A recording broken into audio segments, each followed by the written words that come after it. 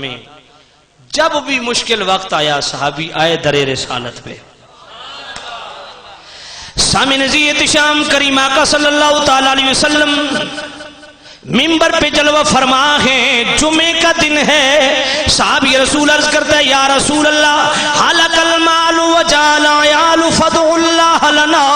یا رسول اللہ مال برباد ہو گئے, بچے بھوکے مر گئے, اللہ کی جناب میں دعا کرو اللہ بارش دے. بارش لینے کے لیے کہاں گئے؟ صحابی رسول فرماتے ہیں بخاری شریف کی حدیث سامع والذی نفسی بیدہ ما ودعها خطا سار الصحاب امثال الجبال. فرمایا خدا کی قسم ابھی تک مصطفیٰ کریم کے ہاتھ دعا سے فارغ بھی نہیں ہوئے تھے کہ پہاڑوں کی طرح بادل آ گئے.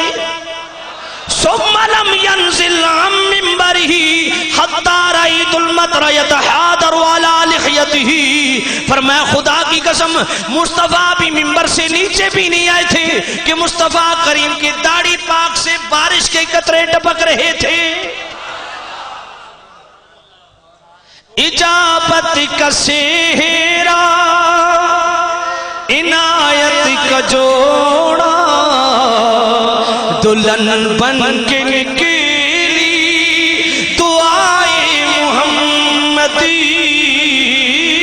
اجابت کا سہرا عنایت کا جوڑا دلہن بن کے نکلی دعائے محمدی.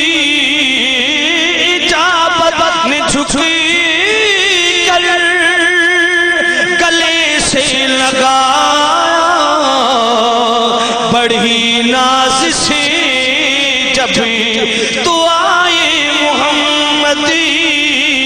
اجابت نے جھک کر گلے سے لگایا بڑی ناز سے جب دعائے محمدی.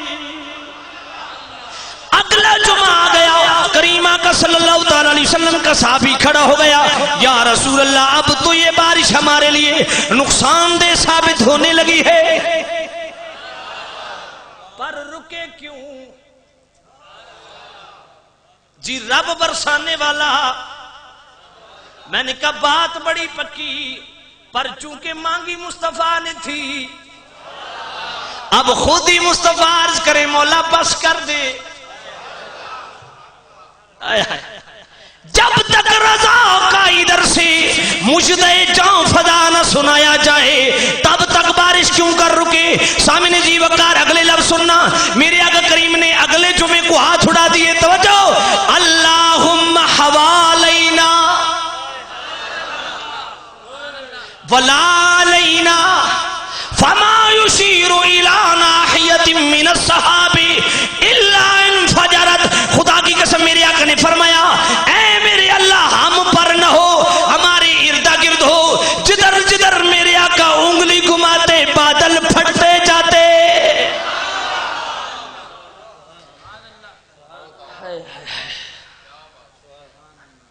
لیکن کاش کہ ہم ہر مشکل میں رسول اللہ کا دامن پکڑے. غلامی رسول کوئی ایسی چیز نہیں جو سمجھ آنے والی نہیں ہے, بلکہ میں تو ہمیشہ یہ کہتا ہوں جسے مل گیا کملی والے کا دامن. بندہ کوئی شعر بھی پڑھے تو کوئی ڈھابدہ پڑھے نا, گڑوچیاں تنہ کے نا بندہ. جسے مل گیا کملی والے کا دامن اسے دو جہاں کا خزانہ ملا ہے. مزہ تاسی جو سارے مل کے پڑھ سو جیڑا پڑھے ہاتھ کھڑا کرو. جیڑا پڑھے ویکھ لو اللہ دا گھر ہے. بزرگاں نوں معافی ماشاءاللہ. ایک بار پھر چکے ہو نا تے جڑا ہاتھ نہ چکے ذرا اس نوں مارو بےایمان لین کے آئے ہیں سرکار دی نعت تینوں تکلیف دے رہے. ماشاءاللہ. جسے مل گیا کملی والے کا دامن اسے دو جہاں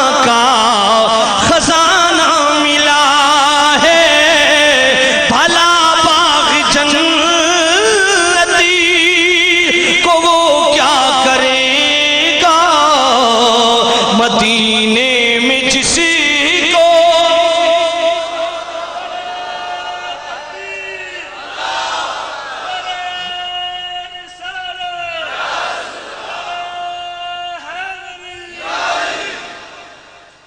نمازیں پڑھی جا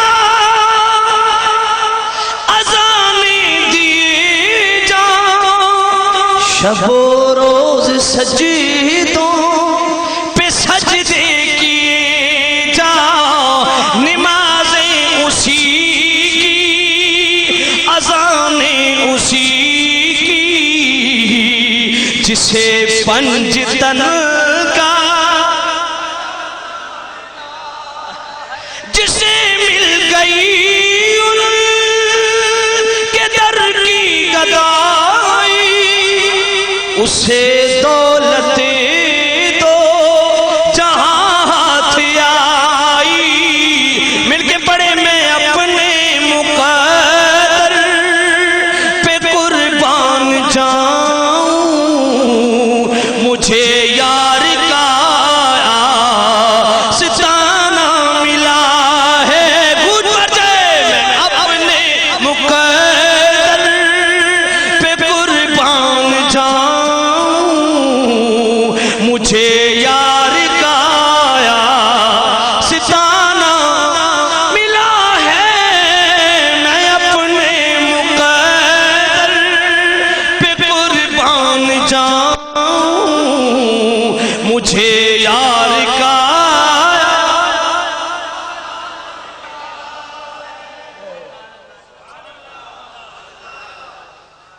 سامنے جی شام حدیث کو چھوڑتا ہوں اس عنوان پہ انشاءاللہ پھر جب آپ بلائیں گے تو آپ کو حدیث سناؤں گا تیسرا التوسل بالنبی بعد وصالہ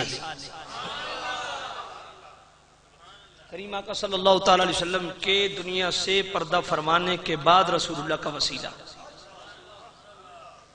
ہے امام طبرانی 360 ہجری سن وفات آپ بھی نقل فرماتے ہیں کتاب الوسیلہ میں ابن تیمیہ نے بھی لکھا نشر الطیب میں اشرف علی تھانوی نے صفحہ 248 میں بھی لکھا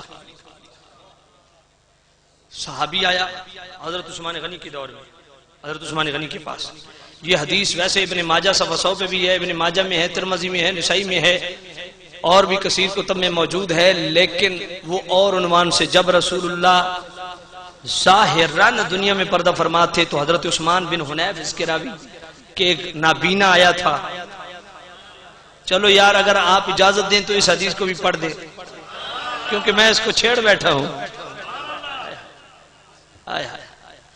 سامعین عزیز شام کریم آقا صلی اللہ تعالی علیہ وسلم کی بارگاہ میں ایک نابینا گیا عرض کیا میرے کریم آنکھیں چاہیے میرے کریم آقا صلی اللہ تعالی علیہ وسلم نے فرمایا اے میرے غلام 2 رکعت نماز حاجت پڑھ کے یہ دعا مانگ اب توجہ کرنا دعا خود کریم آقا سکھا رہے ہیں میرے آقا نے دعا کیا سکھائی یہ جناب والا 2 رکعت نماز حاجت پڑھ کے یہ دعا مانگ اللہم انی اسألکا اے اللہ میں تیری بارگاہ میں سوال کرتا ہوں اتوجہ الیکا اے اللہ میں تیری بارگاہ میں متوجہ ہوں بے محمد نبی الرحمہ نبی رحمت کے صدقے میں تیری بارگاہ میں متوجہ ہوں اگلے لفظ سننا یا محمد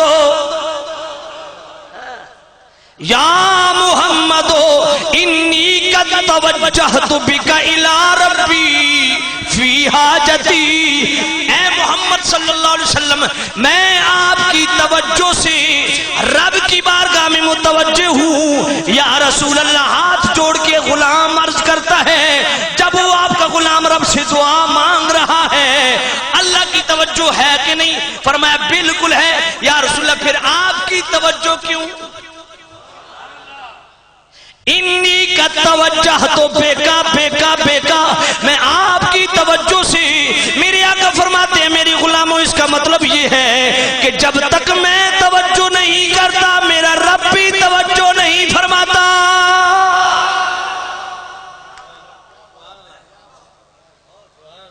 حاضی لتقضا کہ پوری ہو جائے اللہم فشفع فیہا اے اللہ اللہ تو رسول اللہ کی شفاعت میرے حق میں قبول فرما. جو ہی صحابی نے یہ مصطفیٰ کے وسیلے سے دعا مانگی، ابھی دعا سے فارغ بھی نہیں، اللہ نے بینائی عطا کر دی. فقال ابو اسحاق ھذا حدیث صحیح.